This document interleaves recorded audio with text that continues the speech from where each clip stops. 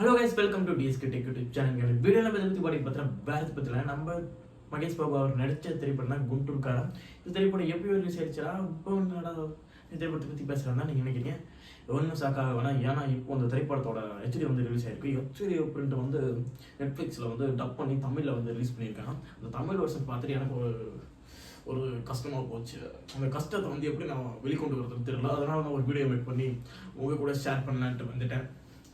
குண்டூர்காரன் படத்தோட கான்செப்ட் பொறுத்த வரைக்கும் வந்து நான் சொல்கிறது ஓகே. குண்டூர்காரன் திரைப்படம் வந்து தெலுங்கில் வந்து ரிலீஸ் ஆகும்போதே தெரிஞ்சிருச்சு. தெலுங்கில் பார்க்கும்போதே வந்து படம் வந்து தெலுங்கில் பார்த்ததுனால அந்த படம் வந்து நல்லா ஒரு ஒர்க் ஆச்சு. ஆனால் கதை பொறுத்த வரைக்கும் அது ஒரு அவுட் வந்து அவுடேட்டான ஒரு கதை தான். அந்த படம் வந்து ஒரு பிலோ ஆவரேஜான ஒரு படம் தான். கொஞ்சம் கூட வந்து கலெக்ஷன் வைஸ் மகேஷ் பாபுனால வந்து 100 crores மேலே கலெக்ட் ஆச்சு. மற்றபடி அந்த திரைப்படத்தில் ஒன்றுமே இல்லை. பல ட்விஸ்ட் அண்ட் டர்ன்ஸ்மே அந்த திரைப்படத்தில் இல்லை. ஒரு பிலோ ஆவரேஜான ஒரு திரைப்படம் தான். ஓகே, பார்த்து முடிச்சாச்சு, விட்டுலாம் அப்படின்னு தான் விட்டாச்சு. இப்போ வந்து நெட்ஃப்ளிக்ஸ்காரன் என்ன பண்ணியிருக்கா அப்படின்னா, திரைப்படத்தை டப் பண்ணி வந்து நெட்ஃப்ளிக்ஸில் ரிலீஸ் பண்ணியிருந்தாப்புல. அந்த ஓகே தமிழ் வெர்ஷன் வந்துருக்கு. தமிழில் டப்பிங் எப்படி இருக்குன்றதை பற்றி பார்ப்போம்னு பார்த்தா, டப்பிங்கில் வந்து நம்ம எல்லாத்தையுமே வச்சு செஞ்சுட்டாங்க. இந்த திரைப்படத்தில் வந்து மீனாட்சி வந்து இருக்காங்க. இந்த திரைப்படத்தில் எதுக்கு இருக்காங்கன்றது வந்து நமக்கு தெரியவே இல்லை. சும்மா வந்து அங்கங்கே வந்து ஒரு எடுபடி வேலை தான் பார்த்துட்டு போகிறாங்க. அதுக்கு ஒரு கேரக்டரா அப்படின்ற மாதிரி தான் இருந்துச்சு. மகேஷ் பாபு கூட நடிக்கிறதுனால அவங்க ஒத்துக்கு இருந்திருப்பாங்கன்னு நினைக்கிறேன். மற்றபடி இந்த கேரக்டரில் ஒன்றுமே இல்லை. சும்மா வந்து நின்றுட்டு போகிற கேரக்டர் தான் வந்து மீனாட்சியோட கேரக்டர். இந்த படத்தில் ஒரே ஒரு உருப்படியான ஒரு விஷயம் நம்ம ஸ்ரீலீலா அவங்களோட டான்ஸ் மூவ்ஸ் தான். பட்டையை கிளப்பிச்சு அவங்களோட ஸ்க்ரீன் ப்ரெசன்ஸுமே வர இடம்லாம் வந்து கலர்ஃபுல்லாக வந்து பியூட்டிஃபுல்லாக வந்து பட்டர்ஃப்ளை பார்க்குற மாதிரியான ஒரு சீக்வன்ஸ்லாம் வந்து இருந்துச்சு. அவங்களோட தான் அவங்க வர அப்பியரன்ஸ் தான் இந்த திரைப்படத்தில் வந்து பியூட்டிஃபுல்லாகவே கொண்டு போச்சுன்னு தான் சொல்லி ஆகணும். ஸ்ரீலீலா அவங்களோட டான்ஸ் வந்து மூவ்ஸ் எல்லாம் சூப்பராக இருக்கும். தெலுங்கில் பார்க்கும்போது அந்த பாட்டு எல்லாமே வேறு லெவலில் இருந்துச்சு. ஆனால் தமிழில் அந்த பாட்டு டப் பண்ணி வச்சுருந்தாங்க. எல்லாரும் பார்த்துருப்போம். அந்த தமிழ் டப்பு பாட்டு வந்து எந்த அளவுக்கு இருந்துச்சுன்னு.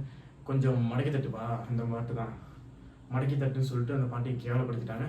அந்த பாட்டு தெலுங்குலேயே போட்டு கேட்டுக்க வேண்டியது தான். தமிழில் போட்டு கேட்கணும்னு ஆசைப்பட்டோம்னா அந்த பாட்டுக்கு வந்து கேட்கவே முடியல. இந்த பாட்டுக்கு அந்த மூவ்ஸ்க்கும் அந்த மாதிரி தான் இருந்துச்சு. அந்த எப்படி சொல்கிறது, ஒரு மாதிரியான ஒரு இரிட்டேட்டிங் ஆகிடுச்சு. இந்த தெலுங்கில் பார்த்து வேறு லெவலில் வைப் ஆகி என்ன செம்மையாக இருக்குப்பா பாட்டு. அதில் மோஸ்ட்லி இல்லை அவங்களோட மூவ்ஸ்லாம் டான்ஸ் மூவ்ஸ்லாம் அப்படி தெரிக்குது. மகேஷ் பாபுரோட ஸ்க்ரீன் ப்ரெசன்ஸ் எல்லாமே தெரிஞ்சிச்சு. அப்படி இருந்த பாட்டை தமிழில் டப் பண்ணும்போது ஒரே மனவலி தான். ஏன்டா அப்படி பண்ணிக்கிற மாதிரியான ஒரு மனவலி உண்டாக்குன திரைப்படம் தான் வந்து குண்டூர்காரன். இந்த திரைப்படம் அவுட் ஒரு பிலோ ஆவரேஜ் திரைப்படம். கதையை வந்து எதுவுமே இல்லை. நம்ம பிரகாஷ்ராஜ் அவர் தான் ஒரு மெயின் வில்லன். அவருக்கு பயந்து தன் மகனை காப்பாற்ற வேண்டும் என்று ரம்யா கிருஷ்ணன் அவரோட போராட்டம் இறுதியில் வென்றது. அவரோட காதல் பண்ணி கல்யாணம் பண்ணிட்டு வந்தாங்க. அவங்க கூட இறுதியில் சேர்ந்துட்டாங்க. இந்த மாதிரியான ஒரு கதை வந்து அவுட் வந்து அவுடேட்டடான ஒரு ஸ்டோரி. அந்த ஸ்டோரி எடுத்துகிட்டு வந்து இப்போ வந்து தெலுங்குல என்ன பண்ணுறதுன்னு தெரில. அவங்க ரிலீஸ் ஆகிற படம்லாம் ஒரு 10 பேர்த்து அடிக்கிற ஒரு மசாலா காரமான ஒரு திரைப்படத்தை அவங்க எதிர்பார்க்குறாங்க போல். அவங்க எதிர்பார்க்குற மாதிரி வரவே இல்லை படம். நம்ம பார்க்கணும்ல.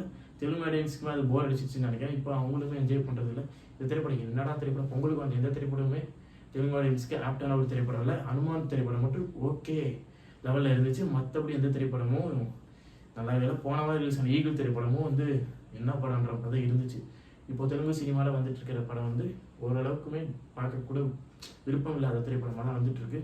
வெயிட் பண்ணி பார்ப்போம். தெலுங்கு ஆடியன்ஸுக்கு ஒரு ஹாப்பியான ஒரு திரைப்படம் வந்து அடுத்த அமையுன்றது வரும் பொறுமை. எல்லா படமும் ஹிட்டாக இருக்குமா? நீங்களும் தான் ஃபைட்டு மட்டும் தான் கேட்குறீங்க. அந்த ஃபைட்டு கேட்குற மாதிரியான ஒரு படம் வந்துட்டு தான் இருக்குது. போயிட்டு பாருங்கப்பா சண்டையை. குண்டூர்காரன் மகேஷ் பாபுரோட ஸ்டைலு ஸ்வாகு எல்லாமே படத்தில் மாசுங்க. படம் ஃபுல் அண்ட் ஃபுல் பார்க்க முடிஞ்சதே வந்து 2 பேர்த்ததான். ஒன்று வந்து நம்ம மகேஷ் பாபு அவர் தான். அவரோட ஸ்க்ரீன் ப்ரெசன்ஸ் வந்து வேறு லெவலில் இருந்துச்சு. அவரோட மாசான டைலாக்கு தமிழில் வந்து டைலாக் கூட அது என்னடா டைலாக்ன்ற மாதிரி தான் இருந்துச்சு. யாரா வசனம் எழுதி கொடுத்தா அந்த மீம் தான் ஞாபகம் இருந்துச்சு. அந்த மாதிரியான டைலாக் தான் வந்து குண்டூர்காரன்ல அவுட் இருந்துச்சு. மகேஷ் பாபுரோட ஆக்டிங் வந்து வேறு லெவலுங்க. எல்லா இடத்துலையும் ஒரே மாதிரி எக்ஸ்பிரஷன் தான் கொடுப்பாரு. அதனால வந்து நமக்கு தப்பு இல்லை. ஒரு சூப்பர் ஸ்டாருங்க தெலுங்கு இண்டஸ்ட்ரியில். அதை ஞாபகம் வச்சுட்டு நம்ம பேசணும். ஓகே, நம்ம ஸ்ரீலீலா அவங்க பற்றி போயிடுவோம்னா, அவங்களோட டான்ஸ் மூவ்ஸ்லாம் வேறு லெவலில் இருக்குது. அவங்களோட தமிழ் டெபியூக்காக நான் வெயிட் பண்ணிட்டு இருக்கேன். எந்த படத்தில் வர போகிறாங்கன்றது நானும் காத்துட்ருக்கேன். தமிழில் வந்து ஒரு டான்ஸ் போட்டாங்கன்னா அப்படியே வேறு லெவலில் போகும்ல. கண்டிப்பாக போகும். இல்லை சொன்னீங்களும் அவங்களோட மூவ்ஸ் வந்து செமையாக இருக்கும். சாய்பல்ல அவங்களோட டான்ஸும் சூப்பராக இருக்குது. அடுத்ததாக ஸ்ரீலீலா அவங்களோட டான்ஸ் ஒரு பெரிய ஃபேனே இருக்குது. அவங்க பின்னாடி அந்த டான்ஸ் பார்க்குறதுக்காக அவங்களோட டான்ஸ் மூவ்ஸ் எல்லாமே ஒவ்வொரு படத்துலையும் அவங்க டான்ஸ் வேறு லெவலில் இருக்குது. டான்ஸ் மூவ்ஸ்லாம் தெறிக்க விட்றாங்க. அடுத்த படத்துக்காக வெயிட்டிங். பார்ப்போம். அடுத்த படம் தமிழில் கோலிவுட்டில் ஒரு என்ட்ரி கொடுத்தீங்கன்னா நல்லாயிருக்கும். தமிழ்நாட்டு ரசிகர்களுக்கு ஒரு குதூகலமாக இருக்குன்றதுனால சொல்கிறேன். மற்றபடி அவங்களோட ஆக்டிங் சூப்பர் தான். அவங்க ஆக்டிங் சூப்பர். அதுக்கப்புறம் குட்டூர்காரம் திரைப்படம் டோட்டலாக வந்து பிரகாஷ் ராஜ் அவர் தான் வில்லன். அவரோட அரசியல் மூளை, அரசியல் அடுத்தடுத்து நம்ம ஜெயிக்கணும், அடுத்த இதே பொசிஷனில் இருக்கணுன்றதுனால அதுக்கு ஜாதி அரசியல் பண்ணி அந்த மாதிரிலாம் வராது. அந்த மாதிரி வரும்போது இவங்க வந்து லவ் பண்ணி வேறு ஜாதியில் கல்யாணம் பண்ணிடுறான். உங்கள் பொண்ணே வேறு ஜாதியில் கல்யாணம் பண்ணிடுச்சு, என்னப்பா அவங்க ஓட்டு போகணும் மட்டும் ஓட்டு போயிடுச்சு. அதுக்காக சூழ்ச்சி பண்ணி இவங்களை பிரித்து இங்கிட்டு கொண்டு வந்து இல்லை பையனை கொண்டு வந்து இப்போ கல்யாணம் பண்ணிக்கோ அப்படின்னு சொல்லி சொந்த ஜாதியிலே கல்யாணம் பண்ணி வச்சு அவன் எதுக்கு கல்யாணம் பண்ணணும்னு தெரியாமல் அவன் முடிக்க, இவங்க வந்து அவன் பையனை காப்பாற்றணும், அவன் லவ்ன்றது தான் முக்கியம் அவன் நிற்க. இப்படியே போய் கிளைமேக்ஸில் உண்மை தெரிய பிரகாஷ் ராஜுக்கு மூஞ்சி உடைய கடைசியில் கட்சி கவர எல்லாம் முடிஞ்சு குண்டூர்காரம் ஒரு எண்டுக்கு வந்துச்சு. இது மொத்தத்தில் குண்டூர்காரம் இல்லை, நம்மளை செய்ய வந்த ஒரு காரம். காரத்தை சாப்பிட்டா, காரம் நிறையா சாப்பிட்டா நமக்கு எரிச்சல் தான் வரும். அது மாதிரி தான் குண்டூர்காரம் ஒரு எரிச்சல் ஏற்றின ஒரு திரைப்படம் தான் குண்டூர்காரம். நீங்கள் குண்டூர்காரம் திரைப்படத்தை பார்க்கணும்னு ஆசைப்பட்டீங்கன்னா தெலுங்குல பாருங்கள். தப்பு தவறி கூட தமிழில் பார்த்துடாதீங்க, ஏன்னா டப்பிங் அந்த அளவுக்கு மோசமாக இருக்குது. ஓகே, குண்டூர்காரம் நீங்கள் பார்க்கணும் போட்டிங்கன்னா போய் தெலுங்குல இங்கிலீஷ் சப்டைட்டில்ஸோட பாருங்கள். இல்லை நான் தமிழில் தான் பார்ப்பேன்னா பாருங்கள், ஒன்றும் பிரச்சனை இல்லை, காமெடியாக இருக்கும். வேறு லெவலில் ஒரு சிரிச்சு என்ஜாய் பண்ணுற மாதிரியான ஒரு காமெடி டப்பிங் தான் பண்ணியிருக்காங்க. அதனால் தமிழில் பார்க்கணும்னா அது ஒரு தனி சிறப்பு தான், அது என்ன சந்தேகம். ஓகே மக்களே, நீங்கள் குண்டூர்காரம் திரைப்படத்தை பார்த்துட்டீங்களா? உங்களுக்கு எப்படி ஃபீல் ஆச்சு மறக்காம சொல்லிருக்காங்க. தமிழ் டப்பிங்கில் பார்த்தீங்கன்னா தமிழ் டப்பிங் உங்களுக்கு எப்படி இருந்துச்சுன்றதை மறக்காம சொல்லுவாங்க. நெட்ஃப்ளிக்ஸ் ஒரு வேண்டுகோள், சரி படத்தை தமிழில் டப் பண்ணுறீங்க, அது கொஞ்சம் நல்லதாக டப் பண்ணுங்கள்.